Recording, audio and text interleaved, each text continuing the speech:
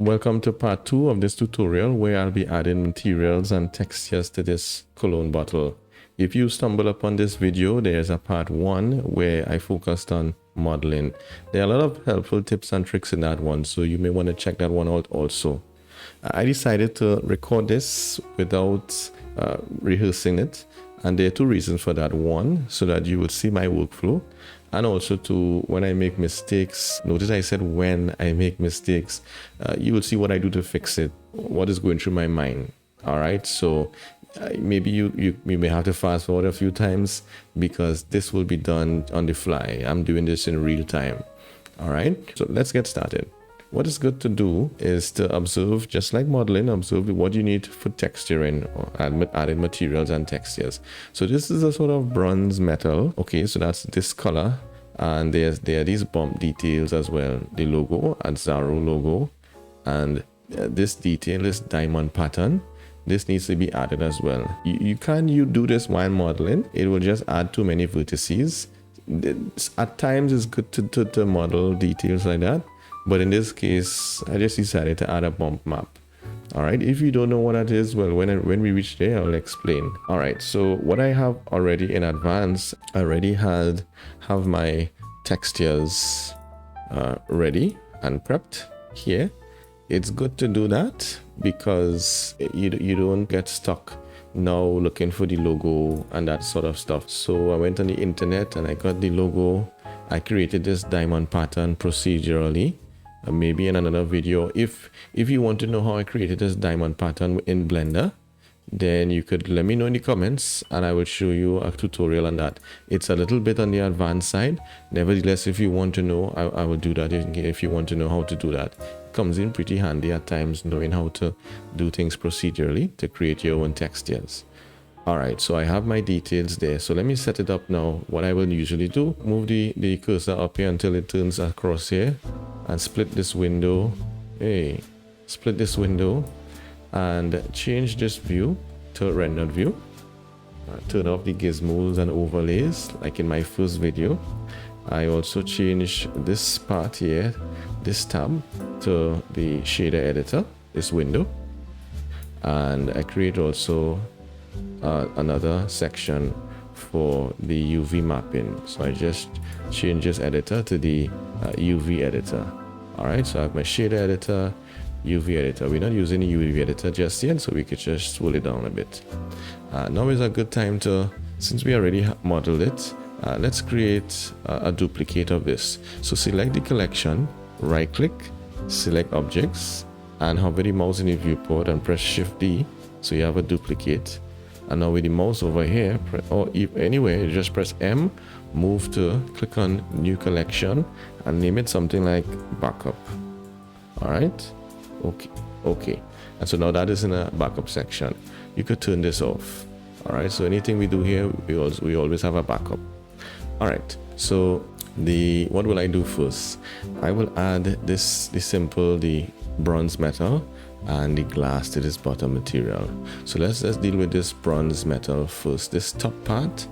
So to add a material, in the editor window, shader editor, let's click on new. All right, and change this to something like, let's give it a name, metallic bronze. All right, and I already have the color for that is FFF2ED. All right, this is not the color I got from the website or anything. I just, from my previous model, this was the color that I came up with. All right, so let's see what is happening. Let's change this to material preview. All right, and so that's the color, but we're not seeing much because it's metallic. So turn this all the way to 1 and the roughness to something like 0.2. All right, not bad. We're not really seeing that metallic bronze. Nevertheless, let me see if I turn this down a little bit. Maybe the value, let me turn the value down. All right, something like that. But we will adjust that as we go on. Don't worry too much about that. So we have this metallic bronze. This is the same material as the cap. So select the cap, and in this window, this drop down arrow, click here, and also give that also the metallic bronze. All right, this part here, we're going to create a glass material. So click on new and name it glass. And sometimes you will see persons. What's happening here? Oh, my bad. Let me move this up, give this a little more room. Right, so you sometimes see persons press Shift A, add a shader and a glass BSDF. You could do that as well, but sometimes I use this and sometimes I use the BSDF, and you'll see why. In this case, I use the principal BSDF. So in order to create glass, you turn the transmission all the way up to 1, and that's glass, but it's rough, so turn the roughness down to 0. All right, and so that's the hourglass thing. Now it looks like this because this material preview is previewing it in EV render engine. All right, so to see it in cycles, to see realistically how it will look, now is a good time. Now, since we have the basic materials down, it's a good time I switch it to cycles, and then I set up my cameras and lights. So make sure the world settings is set to 0, so nothing is affecting it, right? It's set to 0. All right, so let's create a new collection. Remember, click on that, press C, and I name it like studio. And while studio is selected, I give it a little color, something like that. No, something else is that color. Right, and I press Shift A and add a camera. All right, so with the mouse over here, Control Alt 0, camera select is supposed to be in camera view. Right, so this is camera view. We're not seeing anything as yet, and I'll explain why. Let me turn the just up just to 0.1 so you'll see. So we could see. Let's turn we're not seeing anything, but don't worry about that. Click on the camera and change it to 90 millimeters. And the viewport display, turn the passepartout all the way to 1, so we only see what is inside the camera. Let's move and see why is that looking at that. Because if you look at the camera, where is the camera? Let's click on the camera and press G to move. We're not seeing where it is here. Okay, if we turn on overlays, we'll see where the camera is here, and that's why, because it's in the Cologne. So we need to move this back a little bit. We can move it by pressing G and Y, move it back a little bit. And now if you press 0, you see something. But let's continue going. Let's actually move it within the camera. So click on view, lock camera to view. So now, and press N to get rid of that. So now if I move this, I will move the view with it. The reason we are seeing that white, that is the ref. Let's turn that off for now. All right, let me press 3 for side view, and I want to look down at the bottle. So in object properties, make sure this Y is set to 0 and this location is set to 0 as well. And we want to move this up a little bit on the Z. Let's turn off the overlays here. All right, and we want to send it back a little bit. So this way, let's center it on it. Right, send it back. And now don't forget to turn off lock camera to view. Turn that off so that we could scroll back in. All right, I turned on world properties just a bit so we could see a little bit what's going on before we add lights. All right, so probably change this to like 0.5. All right, so we see now I want to see a little bit of the top of the bottle, a little bit. So that means I have to rotate the camera. So with the camera selected, just rotate it on the X like that. Sorry about that. Just rotate it on the X and move the location. Hold Shift and move the location. I think something like 75, and the rotation will be fine. And hold Shift and move the Z location somewhere there. So we get a nice view of the top of the bottle.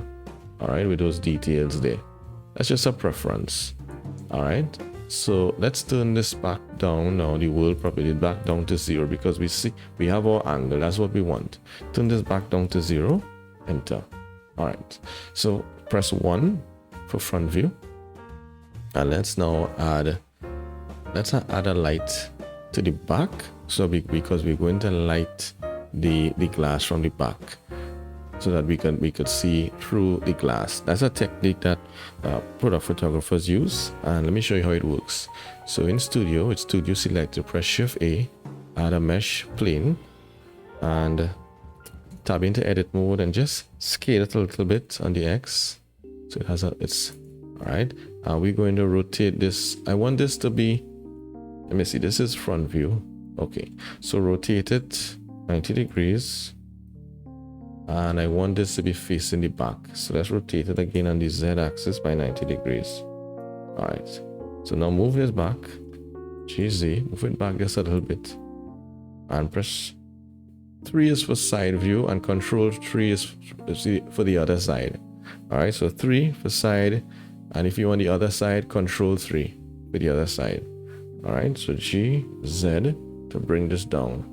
Now I don't want the camera to be seeing this object that we're going to use as a light. So just like in the previous video, click on Object Properties, scroll down to Ray Visibility, turn off camera. So we wouldn't see that. We wouldn't see it in the viewport. Here we wouldn't see it in this rendered view here. So let's add an emission light to that. So press New, name this Backlight. All right, and we're going to add a spherical gradient. Shift A, texture, gradient texture, press Control T to generate the texture and map and coordinate. If with Node Wrangler enabled, you will be able to do that. All right. Now let's plug in the object coordinates into the vector and press Control Shift and click on this. To see what's happening here, let's switch this to material. We just want to see the gradient texture. So we see that gradient, but now we want to make sure that it's spherical. So click on spherical. All right. So let's move this down a bit on the, which axis is this? On the X. This will be the X axis. Remember we rotated it and flipped it, so that means the local axis of this has changed. All right. So where's the local axis? I switch this to local. You will see that this is the x-axis. All right, so I press GX, it'll go down. All right, let me turn. I just did that to show you what's happening. All right. All right, so let me change this now. Let me move this along the x-axis, and let me scale it a little bit like this. All right, and plug this into an emission. So instead of using the principal, we could press Shift S to switch this from a principal BSAF to an emission. Right? So plug the color into the color, and we give it a strength of like 3 for now. So there's an emission. Now we want this to come through the glass, not so. This light, we want it to light the glass. For some reason, it's not happening. That's because we haven't given our liquid a material. So let's disable the glass and let's enable our liquid, and click on New and name it Liquid. And the liquid will be very similar. In this case, I would use, let me click and press Shift S to switch just to a glass. And in this case, instead of 1.4, which is the IOR, index of refraction for glass, change it to like 1.333. That's index of refraction for water or liquid. And something does not look right there. What might be the problem? From the time I see that, I know that there's some problem maybe with the normals. So let me go back into material viewport shading, and with the liquid selected, press / to go into local view. And let's check the normals. Click on overlays and click on face orientation, and it's red. That means the normals are flipped the wrong way. So tab into edit mode, make sure press A to select everything, Shift N, recalculate the normals. You see right away it's fixed that issue. So Alt A to deselect, tab out, turn off these this face orientation. I have it as a shortcut. So if you want to do the same, just right click and add to quick favorites. All right, so Q, and it will be there. It's easy way to check. All right, I turn it off. We're in local view, as you can see here. So press / to come out of that. All right, so let's re-enable the glass. So now we have the glass and the liquid. Now, in my opinion, something still looks a bit off, and I'll tell you what is happening there. So if you look at the isolation, the glass looks okay. That looks good. All right, and it's good to have notice that it's good that we have our light behind so we can tell what's happening. Let me move the light just a little bit down. All right, so you see exactly what's going on. Looks good, eh? So far. So with the glass looks good. And let's go in front view in this and press Alt Z for X-ray. So the glass already has some thickness. That's good. What about the liquid? Turn this off, and the liquid, now the normals are correct, Alt Z, but there's no thickness with this liquid.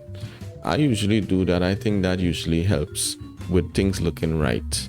So go in your add modifiers, and I usually add like a solidify modifier, and let's click on even thickness and put this above. Right, so now you see there's some thickness there with the liquid. Let's rename the glass, and let's click the glass, and notice the liquid is highlighted red and the glass is yellow. So we're looking at the red here. So this is correct because the liquid, which is the red, is inside just that space in the glass. And you would notice that now if I click on liquid, turn off solidify, you see how it looks? And if I turn it on, looks much better. All right, it looks though that there's no difference from the liquid and the glass. It looks like there's no liquid. If I turn off liquid, it just gets slightly dimmer. All right, but to really tell, so we could see a difference to show that there's liquid here, let me show you what to do. So with the glass selected, this is why I chose to use the principal BSDF for this one. The roughness is set to 0. That's good. The transmission set to 1, but the transmission roughness, I turn this up to something like 0.25, and now it looks like there's something filling the glass. And the reason why I increase the transmission roughness, because it doesn't affect the highlights, the specular highlights of the glass.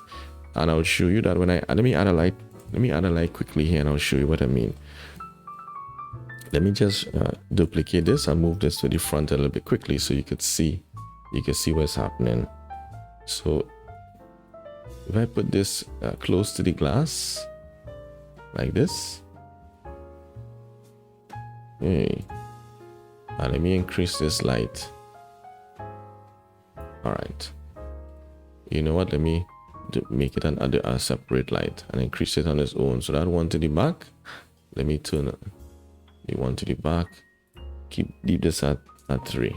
So this is the light to the front, and you will notice, let me rotate it around the 3D cursor, right?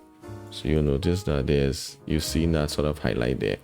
If with the glass selected, if I turn off transmission roughness and instead I increase just the roughness, general roughness, then everything becomes blurred, including the glass and the inside. This reflection is also blurred. So that's why I keep this at 0, and just the transmission roughness is to 0.3. So this remains with this reflection, but just the the inside is what gets blurred somewhat. All right, so let me just delete that so that you'll understand what's happening. All right, so we're back to where we were before. So that's the liquid and that's the glass. But the liquid, if we don't see, like we click on liquid and we're not seeing anything, just press the home button on your keyboard and it will bring everything back into view. It's good to add like a volume absorption to the liquid to add a little more realism. Shift A and shader volume absorption, and just connect this to the volume. Give this a color the color of the liquid that we want and increase this density to something like 100. Maybe, yeah, 100 seems fine. Something doesn't look right, so maybe let me increase this brightness to 5 or maybe 10.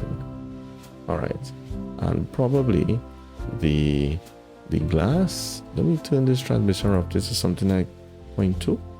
Much better. All right, so notice if I turn the liquid off, that's the glass and that's the liquid inside it. All right, so it may be good to, let me turn this material. I want this to move up a little bit. Let me give it a little more light, or I could just extend this, select these two vertices, press GZ and move it down just a bit. No, that does nothing really. If I move this whole thing up, all right, let me just oh, that looks better. That's what I usually do. Just make it offset just a little bit. Just offset it slightly. And I do want to raise it just a bit. Yeah, I think it looks a little better there. All right, maybe it's a little too strong. Set that to 6. All right, and with the other lights, we will fix that. All right, let me change the color of this. I don't like the color of the liquid.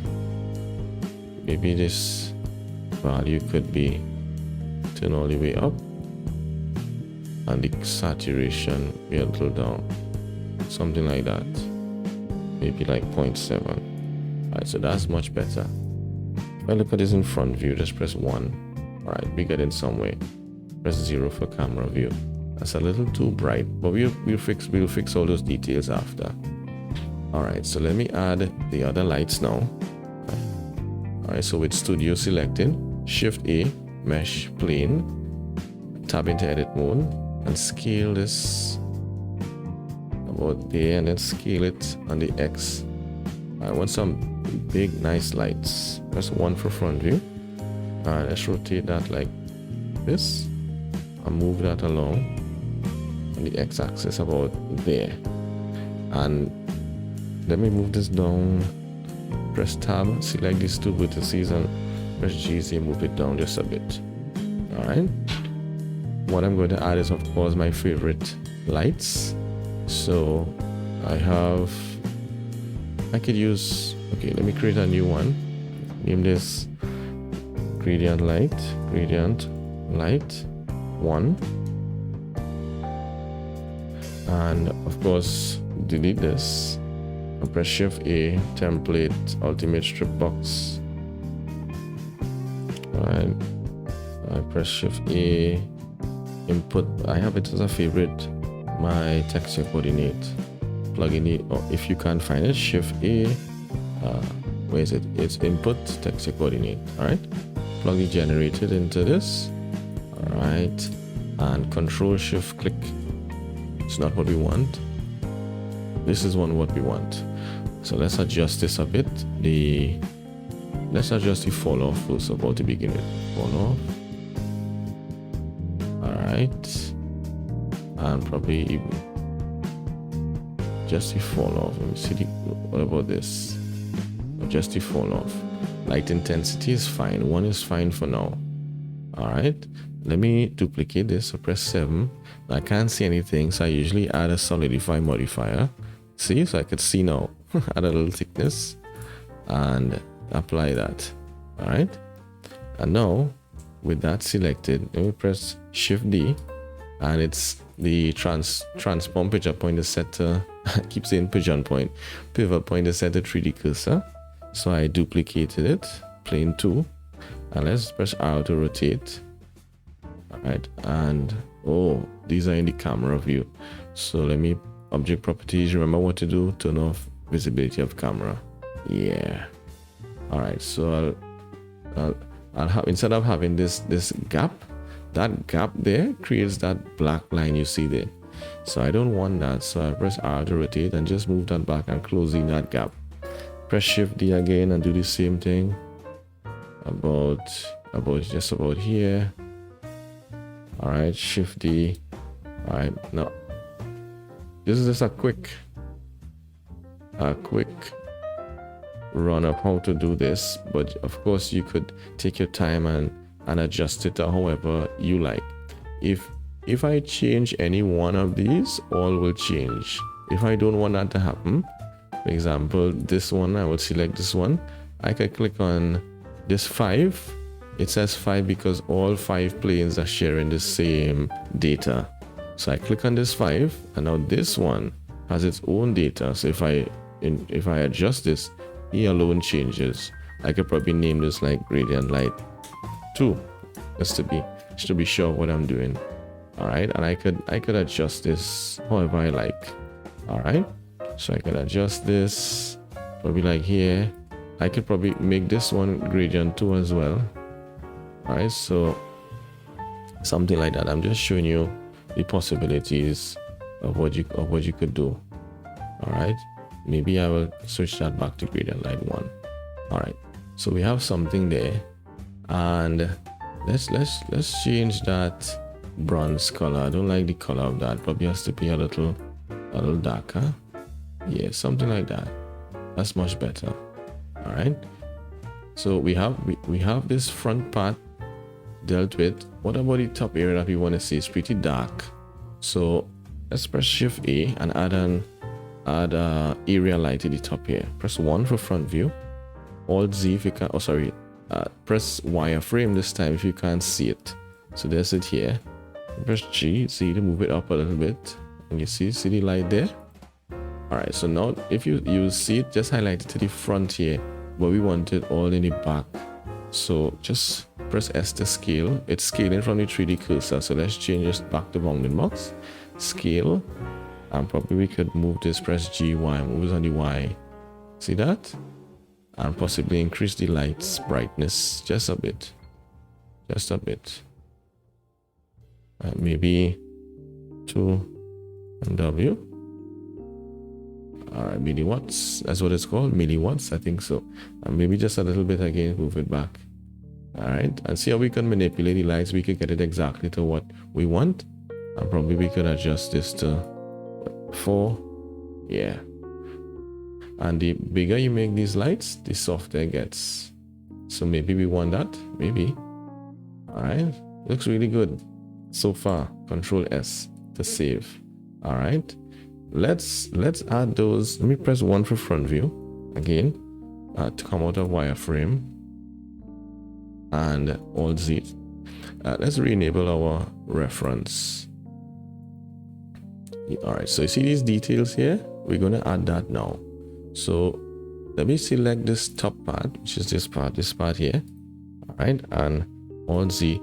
And because it's in the middle of everything, press / to isolate it in the local view. Press 1. All right, and I wonder if we can see the refs inside here. No. So what I will do, press / again, and I will also select the reference image here. Select 2 of them, and then enter local view and pressing / So now when I press 1, yes, I can get to see what is happening. All right, so Alt A to deselect, Alt tab into edit mode. Click on it and tab into edit mode, and you'll see I already have these seams marked. But let me undo that. This was from before. All right, let me right click and mark clear seam. I want to show you exactly what we're doing. So we can press wireframe, go into wireframe view. All right, and you will notice, let me move this one here as well too. Right click, clear seam. All right, so you'll see it starts from the top here. This pattern, it starts here, it ends here. So press 2 for edge select, Alt left click, Shift Alt left click, and then press Control E, mark seam. So now we're able to unwrap just this part of it so that we can add the bump map to it. All right, so how do we do that? Let me press Z and switch it back to solid shading view. Press 3 for face select, Alt and left click on this edge here. And this is where we're going to use our UVs now. So let's press U and unwrap. All right, it unwrapped like that. But let's fix that. I have an add-on I forgot to tell you about. The add-on is called UV Squares. I'll put a link to it in the description. And watch what it will do. So I don't want it in a circle like that. I want it laid out flat. So click to square grid. And that's what we will get. All right. And let's leave that for now. But we're going to import the bump texture. All right. So how you could do that? You could simply click on the texture and just drag it into Blender. All right. And let me show you how we're going to get this onto this texture. So we are ready. Remember, we pressed U and we unwrapped it. So click on the texture, Control T. It's going to add a texture coordinate, a mapping coordinate. And now it's already set to UV. And so we're going to use this just to add the bump detail just there alone. So here's what I'm going to do. Press G and move this to the top here. To the top here. Just to the corner. Alright. And I'm going to scale from this corner. So in the UV editor, you could click on the pivot point and change it to 2D cursor. Press Shift right click to put the 3D cursor there. So when I scale, it scales from that corner. So I could scale and scale to just about there. All right. And so now let me connect this up now so we can actually see. We'll actually see it showing up here. It's not showing up because it's not connected. So press Shift A, add a vector bump. And before we plug it in with a strength of 1, I set it to like 0.8. All right. Plug this normal into the normal. And connect this color. So change it from the color space from sRGB to non-color first of all. And change this color. Plug this into the height. And what do we know? We have our texture. It's rotated the wrong way. So remember I said I know I'll make mistakes. So let's do that again. Let me unwrap it like that. I'll do it again. I'll click on that add-on to, if I click to grid by shape. Oh, let me see what happens there. Hey, that's what I want. It's the, okay, now it's correct. So I could move this here and scale, yes. So I'll scale until it reaches about there. Right? And it's a little tight, so I want it a little more square. So press S and X just to even it out a bit. Yeah, just about there. So it will be about 2 squares. Maybe I'll even a little more. Let me see. Or less. Is it me or is it that? I think it's still. All right, let me see if I press SY and scale it down, or SY and go the next way. Okay, I'll squish it sort of. Well, that's if I want it. Yeah, the more narrow I want it, I could adjust this in the UV editor. So let me leave this about there, just about there. All right. Already starting to look really good. And if I want to adjust the strength, of course, we'll hold Shift and adjust the strength of the bump. Maybe 0.5. 0.5 is a good strength. Control S. Right? Looks good. Looks good so far. All right. So let's add now this Azzaro bump. So to do that, click on the let's turn off this refs. We're still in local view. Let me come out of local view. Click on the glass and go back in the local view with glass. All right, let's check, make sure the face orientation is correct. And we're going to unwrap this just like we unwrapped the previous one. So with edge mode selected, you can just select this middle one here, because remember, let me come back out just to show you what's happening. Remember, this this starts just above this crease here. All right, the words, and it ends by the thickness. So Alt Z to go back into local view. So just above the thickness. So let's Alt left click that edge, and let's let Alt and left click this edge here, and press Control 1. What I will do, it will set, this is, I'm looking at it from the front. If I want to look at it from the back, so we press 1 for front and Control 1 for the back. So this is the back, and I can hold Shift, left click, left click, left click. All right, so all these, all right, is selected here, and press Control E, mark seam. All right, and now to unwrap it, press 3 for face view, face select, Alt left click here, or Shift Alt left click, and this little one, Shift Alt left click there, press U, unwrap. So what's happening now is that this here is unwrapped. It's sort of in a curve, which is why I always use that add-on. So press L to select it here, and go to the add-on again to grid by shape. All right. All right. I don't know what's the difference between to grid by shape and to square grid. Okay, to grid by Control Z, Control C. Let me get it back to what I had it before. Change the pivot point back to bounding box, and just rotate it by 90 degrees. All right. Now we will adjust that, but we have to bring in our text here. So on the glass, we're gonna do the same thing. We're gonna add it to the bump, so it will show up there. So let's go and bring in our add 0 here. Drag the seam. All right. So let's add our Shift A, add our vector bump here.